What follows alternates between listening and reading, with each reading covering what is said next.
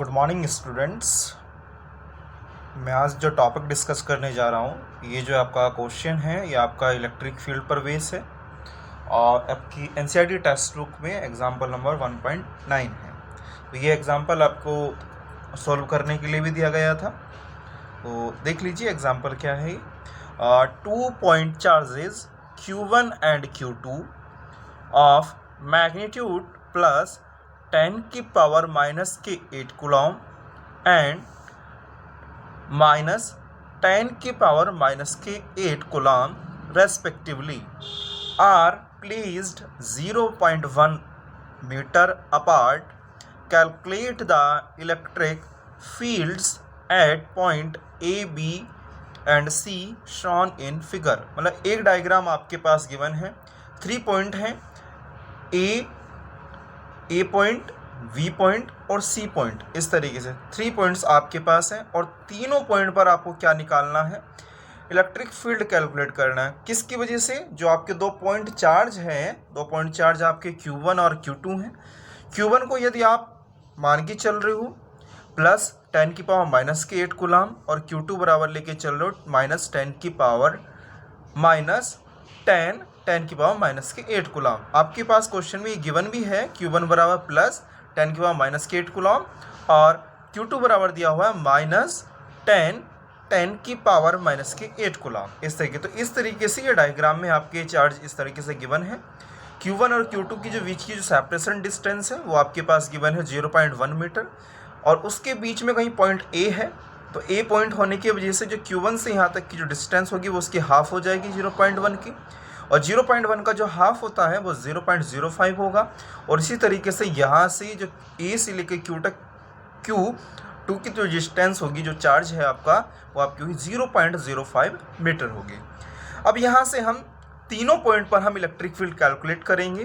तो electric field calculate करने का फॉर्मूला क्या होता है, E बराबर 1/4 पाई एप्सिलॉन नॉट Q/r²।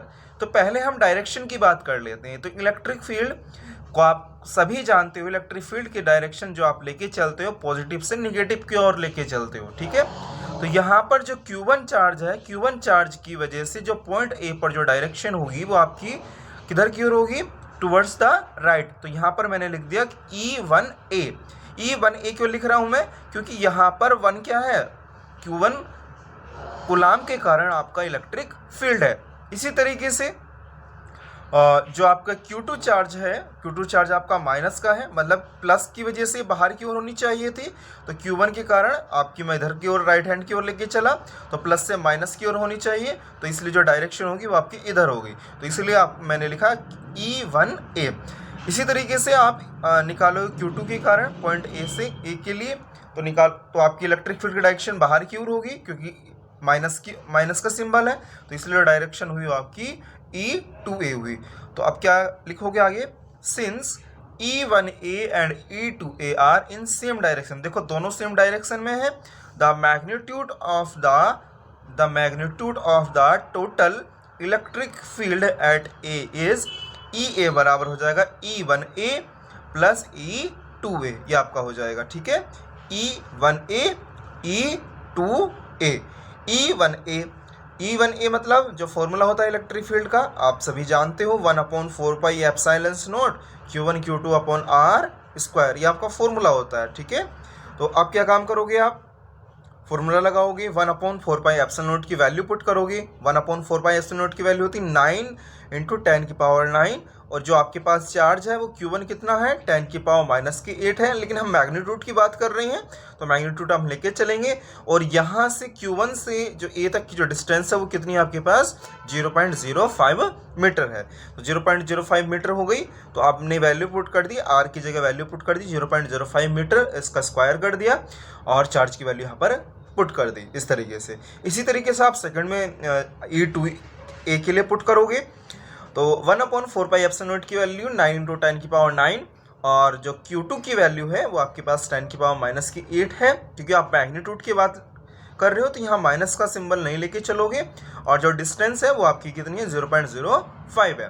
तो इस तरीके से जब आप इसे सोल्व करोगे, तो इसका जो आपका आंसर आएगा 3.6 × 10 की पावर इंटू 10 की पावर 4 और इसी तरीके 3.6 10 की पावर 4 दोनों के लिए इक्वल आएगा, क्योंकि आपके पास चार्ज की वैल्यू भी सेम है और 1/4 की वैल्यू तो एक कांस्टेंट है और डिस्टेंस भी आपकी सेम है। तो इस वजह से जो वैल्यू आई सेम आई, 3.6 इंटू 10 की पावर 8, पावर सेम है, 10 की पावर 4 है, यहाँ पर भी 10 की पावर 4 है, तो 3.6 प्लस 3.6 आपका 7.2 हो जाएगा। आप इस चीज़ का जरूर ध्यान रखें कि दोनों की पावर सेम होनी चाहिए। अगर यहाँ 10 की पावर 4 है तो इधर भी 10 की पावर 4 ही होनी चाहिए इस तरीके से। अगर 5 है तो दोनों साइड 5 करोगे इस तरीके से। तो आप इस चीज़ का ध्यान रखें, ठीक है। तो आपकी जो वैल्यू आई ई ए के लिए आई 7.2 10 की power 4 Newton coulomb inverse. E A is directed towards right, तो डायरेक्शन किधर की ओर हो गई आपकी, राइट की ओर, मतलब कि राइट की ओर आपकी डायरेक्शन हो गई। तो आप किसके लिए निकालोगे, पॉइंट बी के लिए निकालोगे। तो पॉइंट बी के लिए जब आप कैलकुलेट करोगे यहाँ पर, तो यहाँ पॉइंट बी जो है वो आपका जो डिस्टेंस कितनी दूरी पर है, 0.05 मीटर की दूरी पर है, ठीक है। तो पॉइंट बी पर आपको टोटल इलेक्ट्रिक फील्ड कैलकुलेट करना है। तो इलेक्ट्रिक फील्ड कैलकुलेट करने के लिए पहले यही फर्स्ट चार्ज के कारण, फिर दूसरे चार्ज के कारण इस पॉइंट पर। तो इस वाले पॉइंट से यहाँ तक की जो डिस्टेंस है 0.05 है और इस वाले से कितनी होगी आपकी 0.05, तो ये होगी, ये भी 0.05 हो, ये भी 0.05, तो आर की वैल्यू कितनी होगी 0.15 मीटर हो जाएगी इस तरीके से, ठीक है। जब तीनों को आप ऐड करोगे तो आर की जगह आपका चेंज हो जाएगा, आपका आएगा 0.15 मीटर हो जाएगी। अब डायरेक्शन देख लेते हैं। तो प्लस होने के कारण इसके जो चार्ज की जो डायरेक्शन होगी वो आपकी बाहर की ओर होगी और यहाँ माइनस का चार्ज है तो माइनस में टुवर्ड्स होती है, तो ई 2a हो जाएगी। तो आप देख रहे हो दोनों की जो डायरेक्शन है वो आपके अपोजिट है। तो E1b की वजह से तो आपका किधर की ओर हो रहा है, लेफ्ट की ओर, और E2b की वजह से किधर की ओर है आपका, राइट की ओर, इस तरीके से, ठीक है।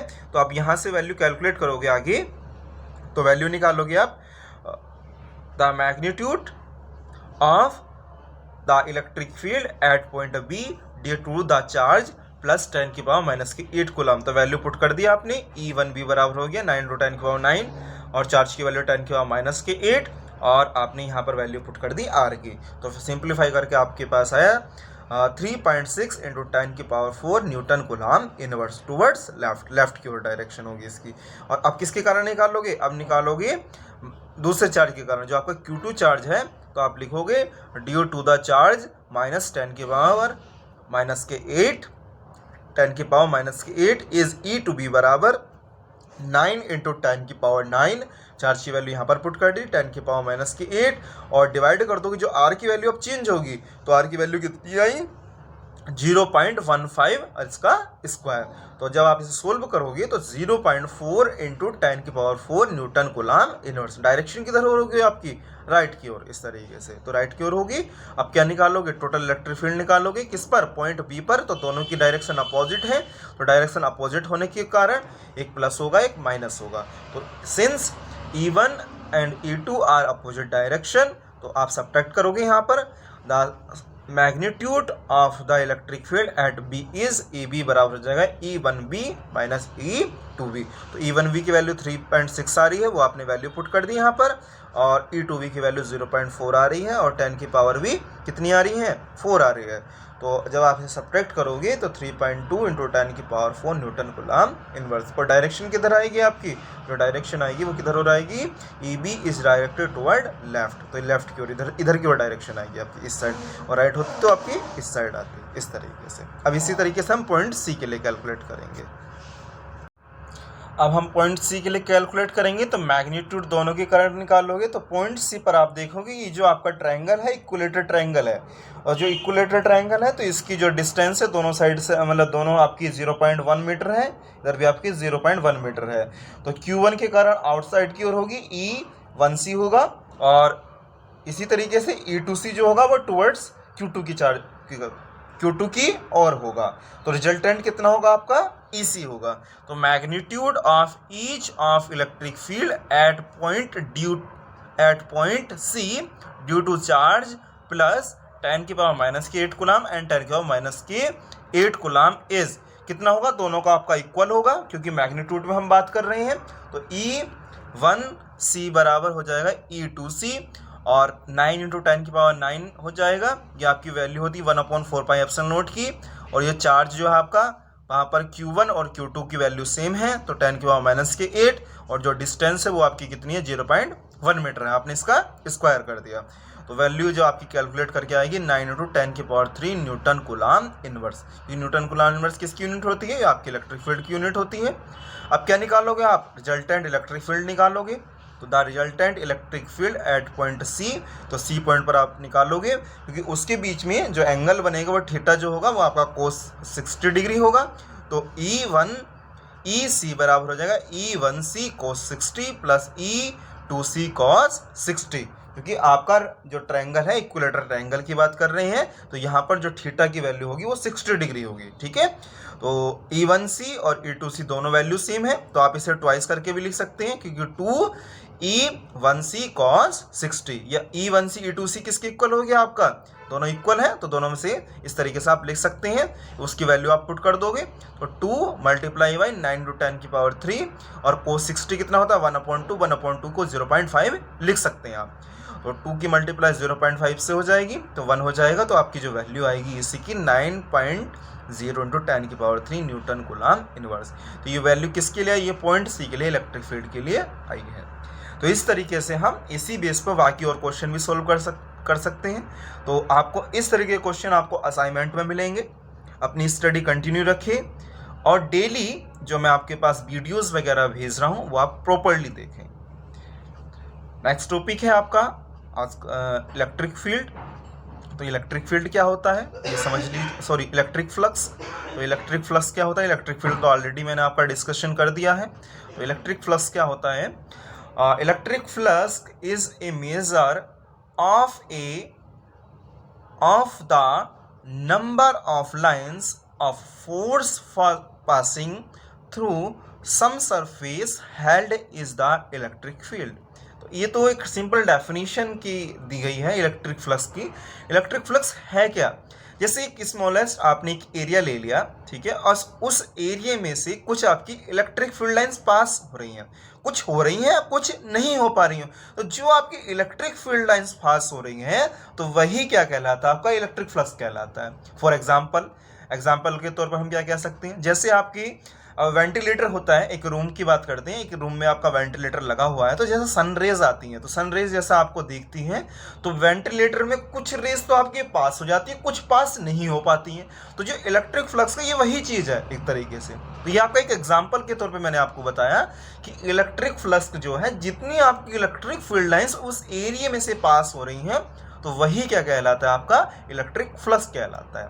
तो आप देखिए, आप दूसरे डेफिनेशन में क्या कह सकते हैं? द स्केलर प्रोडक्ट किसका? इलेक्ट्रिक फील्ड एंड जो सरफेस एरिया है जो आप लेके चल रहे हो, electric field and surface area is defined as the electric flux through the element. या स्केलर प्रोडक्ट किसका है? दो वेक्टर का। तो इलेक्ट्रिक फील्ड भी आपका वेक्टर है और यहाँ जो स्मॉलेस्ट एरिया लेके चल रहे हैं ये भी आप वेक्टर से डिनोट कर रहे हो। ठीक है, तो स्केलर प्रोडक्ट दो वेक्टर्स का जब हम लेके चलते हैं तो वो क्या है? आपका इलेक्ट्रिक फ्लक्स कहलाता है। दो वेक्टर कौन कौन से?